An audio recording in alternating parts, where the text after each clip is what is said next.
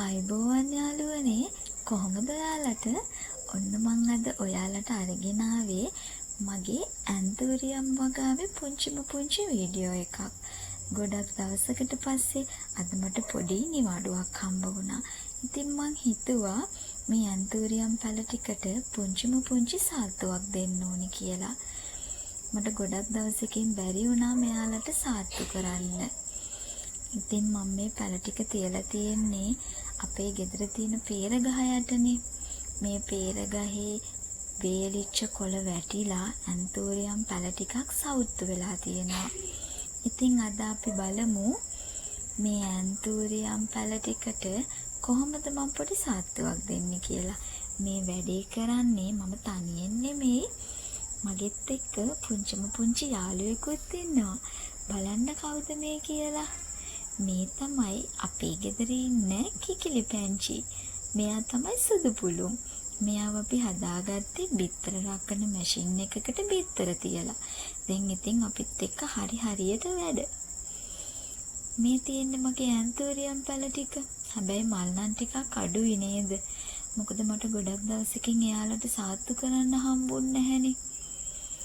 මම මෙයාලට වෙනදට පොල්ලෙලි දාලා ඔස්මොකොට් බැලන්ස් පොහොර දාලා ලස්සන කරගන්නවා.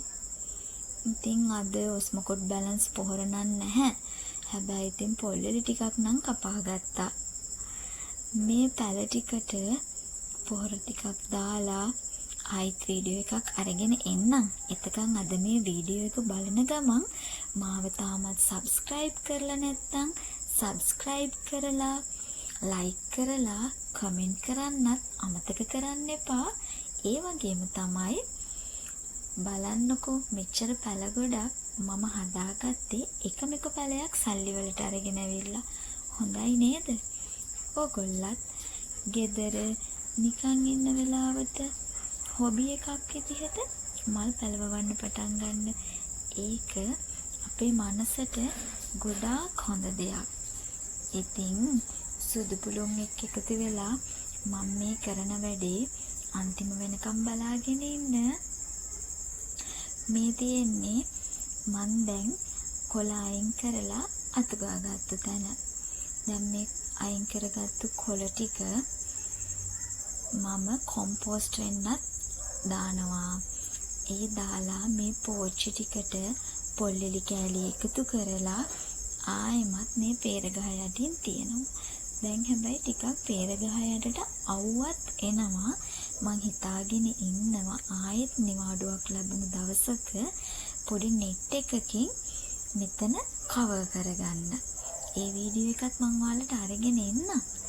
එතකන් බලන්නකො මේ විදිය හොඳයි නේද කියලා.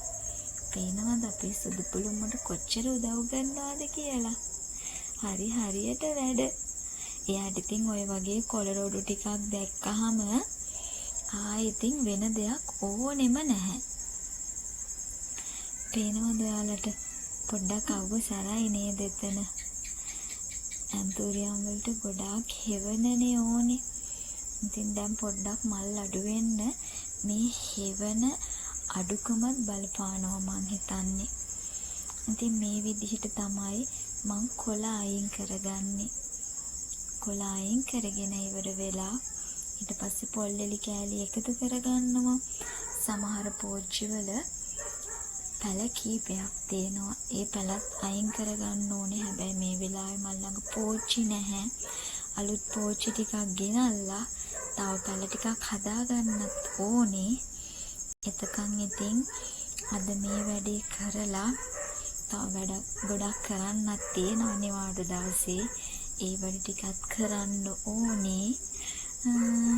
ඉතින් තව දවසක මං තවත් වීඩියෝ එකක් අරගෙන ඔයාලව හම්බ වෙන්න එනකම් අද මගේ මේ වීඩියෝ එක බලලා කොහොමද මේ වීඩියෝ එක කියලා මට කමෙන්ට් කරන්න අමතක කරන්න එපා. මගේ මේ වීඩියෝ එක බලාගෙන හිටපු ඔයාලා හැමෝටම ගොඩක් ස්තුතියි. එහෙනම් මං ගිහින් එන්නම්. හැමෝම පරිස්සමෙන් ඉන්න. බයි.